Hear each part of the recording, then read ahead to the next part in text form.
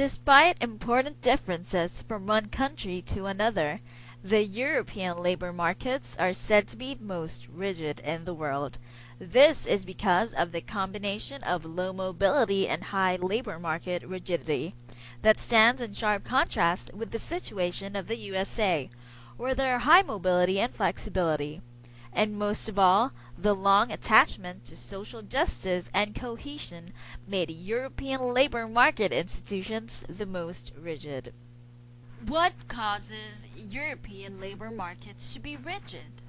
Well, there are two symptoms of a malfunctioning labor market. First one is unemployment rate, and the other is participation rate.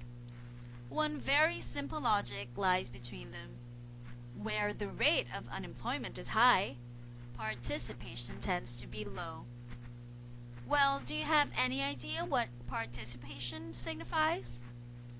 Well, it's the proportion of the working age population which either works or is actively looking for a job.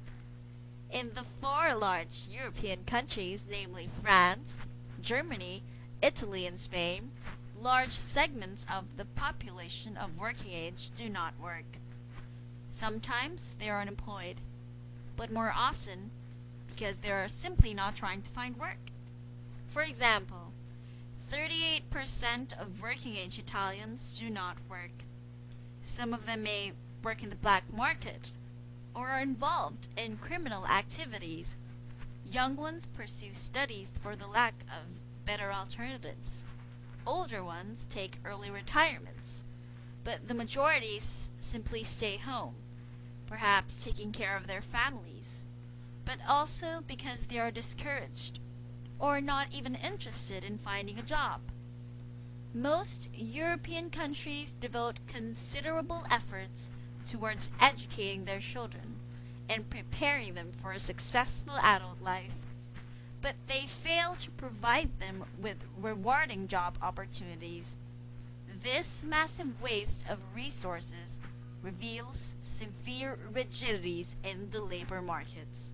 What you also have to know is the more rigid the labor markets are, the worse is in the case of economic shocks that could lead to a strong rise in unemployment. In case of an adverse shock or economic shock, firms cannot employ as much workers as before, and they have no choice but to reduce the wages of the workers. Therefore, employment will decline. However, this is not how the real labor markets behave. The good that is bought and sold on this market is people's time, talent, and effort. We rely on doing work for museums, which we now have found that that part of the sector has closed down. The finance is gone, and a lot of work has just dried up, and it's okay that 2-3 years down the line they might come back, but I need the continuity of work. I can't rely on something 3 years down the line. I need it all the time. I need it now. Quite obviously, this is a very special good, unlike the manufactured goods and markets. Its speciality indeed makes labor markets highly organized and regulated. Rigidities are not only in the labor market. Social and political norms severely reduce the economic effectiveness of labor markets by making them more rigid. People seem to long for a world in which labor markets operate as the textbook's perfect market paradigm. But that can never happen, because the labor markets are not normal, but they're pretty special. Here are some reasons why labor markets cannot work as what you wish and why social or political norms are necessary. Number 1. The possibility for one side of the market to exercise excessive power over the other. Two sides of the market, which are the employers and the employees, will try to dominate the labor markets according to their own desires, such as employers setting wages too low and employees too high. That is why rules and regulations are required to prevent dominance of either side. Number 2. A serious information asymmetry. Wages cannot be set individually since each individual differs in contributions to productivity. Thus, the need for industry and national norms that further curtail free competition on the labor market. Number 3. Individual workers are highly vulnerable to uncertainty. Society provides funding of mandatory insurance for unemployment, health, retirement, and for those who lost their jobs, and set limits on the ability of fire redundant workers. Number 4. Human capital. The human capital of unemployed workers not only depreciates their own loss, but also the society's loss. Compulsory training and employment protection are some of the responses. These features reduce economic effectiveness of labor markets.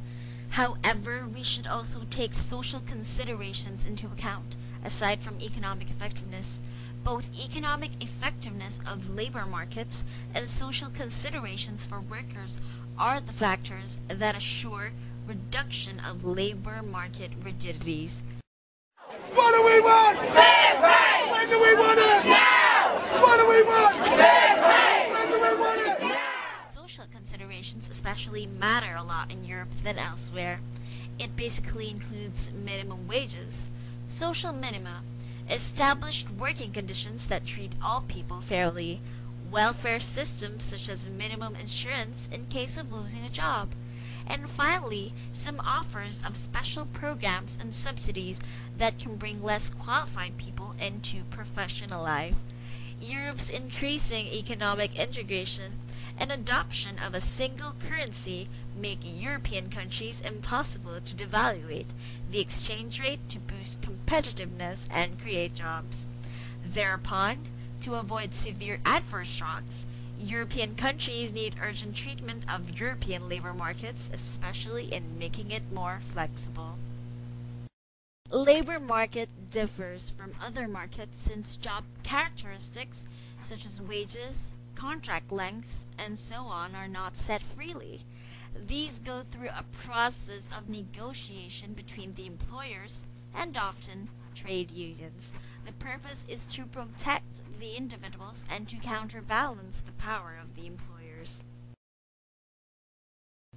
These said negotiations take place on 3 different levels. The plant level is where workers and unions are aware that high-wage settlements could endanger the firm, resulting to loss of jobs or even bankruptcy. The unions feel responsible for the firms. When unions, however, negotiate on a national level, they are aware that the whole economy's competitiveness is at stake, making them more careful about employment implications of high wages. In the industry level, however, unions do not feel responsible for either the firms or the entire economy. We can then expect that the adverse of employment effects of trade union pressure for high wages is more likely to be felt when negotiations are negotiated at an industry level. What effect then, if any, will the monetary union have on wage negotiations? In the first view, now, by having a single economic market would signify that the current degree of coordination in collective negotiations decline. All negotiations are less coordinated. In the second view, with the adoption of a single currency would come easier wage moderation and flexibility. The third view is that because of one central bank, there would be more wage discipline. The euro system then being the only true federal institution then tames trade unions, assuming that these trade unions do not adapt to the new situation, which then results to lower wages and more employment.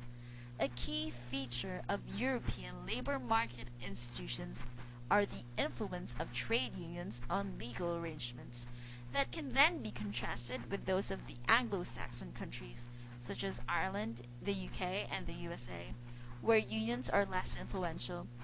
It can then be said, with the monetary union, it is possible for these trade unions to reorganize themselves at the EU level. The controversy surrounding labor market institutions is how they have been gradually built up by the welfare state system. This system provided help for the weaker and the poorer people, most especially those who aren't skilled. Continental Europe has developed these welfare safety nets, contrasting with the USA, which relies more on individual responsibility. The unfavorable unemployment record of Europe is associated with the connotation of welfare system hurting rather